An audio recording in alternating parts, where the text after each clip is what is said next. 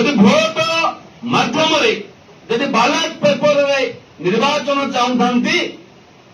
आम अवस्था तरफ आम बाक्सपत्र नहीं आस प्रस्तुत होमर मेकानिजम अच्छी सिस्टम से बंधुगण जदि निर्वाचन चाहूंती ताले भी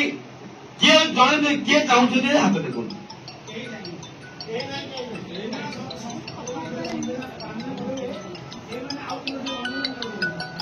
ठीक अच्छे आपण मैंने सहमति को सम्मान भाईचारा को सम्मान निर्वाचन को आपण मैंने वर्जन कर गृह को मोर प्रश्न सहमति भित्ति आपण मैंने कर्मकर्ता निर्वाचन प्रक्रिया करने प्रस्ताव रखिंट जदि से भाव में किसी पैनल थाए सहमति भित्ति आपण मानकर को कमिटी हो कि आपण मानकर को प्राक्तन कर्मकर्ता हूँ कि उपदेष्टा था जदि सहमति भित्ति किसी पैनल आपण मैंने स्थिर कर आह्वान करी से पैनल टी से प्रस्ताव सबू मंच उपरे आपण मान दियंतु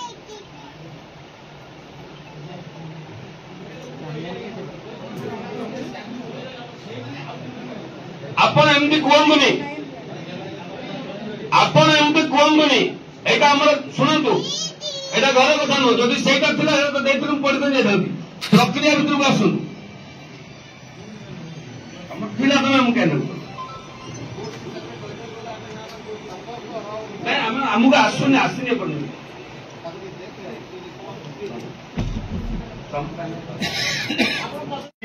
बौद्धिक आलोचना ऑर्गेनिक इंटेलेक्चुअल डिस्कशंस एनपीएस संगठन रे कोठी होनी राज्य स्तर रे नहीं ब्लॉक स्तर रे नहीं जिला स्तर रे नहीं केवल प्राइमरी स्कूल टीचर एसोसिएशन बा पीएसटी बा पिस्टा रे आमे ब्लॉक जिला एवं राज्य रे एटा करू मु आपरे निवेदन रखिबी मु आ गोटे कथा छाड़ी जाइछि बंधुगण आम संगठन एकमात्र संगठन आज किसी शिक्षक को संबर्धित कर जो माने पूर्ति शिक्षक एवं अवसर प्राप्त शिक्षक से आज यही मंच रे आम संगठन तरफ से संबर्धित कर अनुरोध रखी ओडिशा शिक्षा व्यवस्थार माने कहि मो सार बोली कहि बुद्धिजीवी बोली कहि निर्देशक बोली कहि पूर्वतन कहीं किसी शिखी से सब कथा शुणी मुख्य अतिथि बस श्रीजुक्त वृंदावन शतपथ महोदय आपण मान आगे आलोचना ओडिशा शिक्षा व्यवस्था एवं शिक्षक तापर आलोचना करेंगे सर को अनुरोध कर समय माने लिमिट रखी ना सर आलोचना को आगे ने श्रीजुक्त वृंदावन शतपथ महोदय शिक्षक मान संबर्धित करूँ सार संबर्धित करेंगे मुख्य वक्ता संबर्धित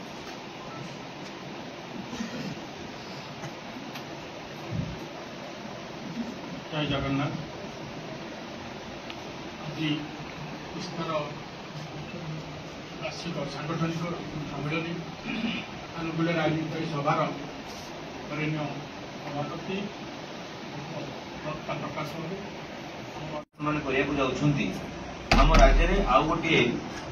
डेमोक्रेटिक गणतांत्रिक शिक्षक संगठन गढ़ी उठला गणतांत्रिक अनुष्ठा सहित सामिल है यहाँ गोटे सुवर्ण सुजोग आपण मान नेतृत्व आपण मान समस्त भूयसी प्रशंसा करने सहित निश्चित अंतर गभीरता साथीगण आपण मैंने जो ओडिशा प्राथमिक शिक्षा और शिक्षक बहुत व्यापक सब्जेक्ट ये प्राथमिक शिक्षा संपर्क में आपण मानकर सभापति जो भित्तिपत्र स्थापन करते भित्तिपत्र देते अनेक कथा अनेक कथा लिखि भारतवर्षर स्वाधीनतार पूर्व भारतवर्ष में प्राथमिक शिक्षा किभली भाव में आरंभ होता है किए आरंभ करते से सब कौ परिस्थिति पर्यंत आसला ये संपर्क से आनी भर मुझे जाऊना और विरक्ति करूना मु भारतवर्ष स्वाधीनता पर कहवाई चाहूँ ଭାରତବର୍ଷର ସ୍ୱାଧୀନତା 1947 ମସିହାରେ ଯେତେବେଳେ ଆରମ୍ଭ ହେଲା ସେତେବେଳେ ପ୍ରଥମ ପ୍ରଧାନମନ୍ତ୍ରୀ ପଣ୍ଡିତ ନେହେରୁ ସେ ଭାରତବର୍ଷର ପ୍ରାଥମିକ ଶିକ୍ଷାକୁ ସାର୍ବଜନୀନ କରିବା ପାଇଁ ଭାରତବର୍ଷର ପ୍ରାଥମିକ ଶିକ୍ଷାକୁ ଟିକେ ସୁସଂଗଠିତ ଏବଂ ସୁଦୂର ପ୍ରସାରୀ କରିବା ପାଇଁ ବା ଏକ୍ସପାନ୍ସନ କରିବା ପାଇଁ ପ୍ରଥମେ ସ୍ୱପ୍ନ ଦେଖିଲେ। ଏହି ସ୍ୱପ୍ନ 1947 ମସିହାରେ ଆରମ୍ଭ କରି ପଞ୍ଚବାର୍ଷିକ ଯୋଜନା ଆସିଲା 1951 ଠାରୁ 1956 ମସିହା ପର୍ଯ୍ୟନ୍ତ କରିବୁ। ଯେତେବେଳେ ସଭାପତି ପଚାରିଥିଲେ ଆପଣ ଡେଡ୍ ଲାଇନ୍ ଦିଅନ୍ତୁ, ସେ କହିଲେ ମୁଁ ସରକାର ନୁହେଁ କି ମୁଁ ମୁଖ୍ୟମନ୍ତ୍ରୀ ନୁହେଁ କି ଶିକ୍ଷାମନ୍ତ୍ରୀ ନୁହେଁ ଯୋଉଟା କି ମୁଁ ଡେଡ୍ ଲାଇନ୍ ଦେବି, କିନ୍ତୁ ସରକାର ବହୁ ଶୀଘ୍ର ଏଇଟା କରିବ। ତା ସହିତ ଆମେ ଦ୍ୱିତୀୟ ପଏଣ୍ଟ ଯେତେବେଳେ ଆମେ କହିଲୁ ଯେ ଆପଣ ତ ଥିଲେ ସ୍ୱାସ୍ଥ୍ୟ ବିଭାଗରେ,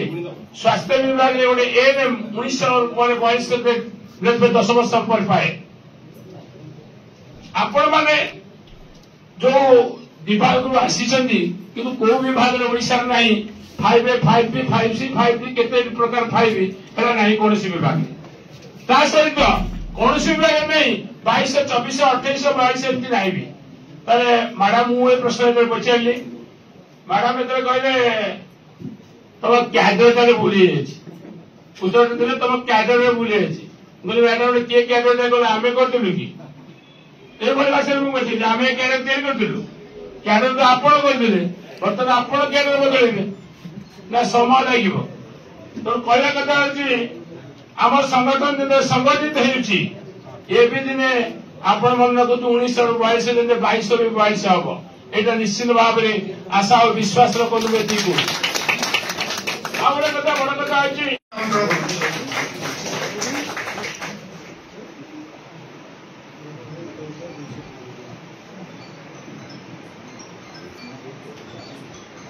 अन्यतम सम्मानित अतिथि आम खोर्धा जिलार शिक्षक आंदोलन अन्य चेहरा उस्तार एक वरिष्ठ शिक्षक नेता तथा जिला संपादक खोर्धा जिला संपादक सुधाकर महापात्र को मु मंच को आमंत्रण करुछि। मंच को आमंत्रण करुछि आम संगठन साधारण संपादक विभु प्रसाद साहू महोदय को मंच को आमंत्रण करुछि। विभु प्रसाद साहू महोदय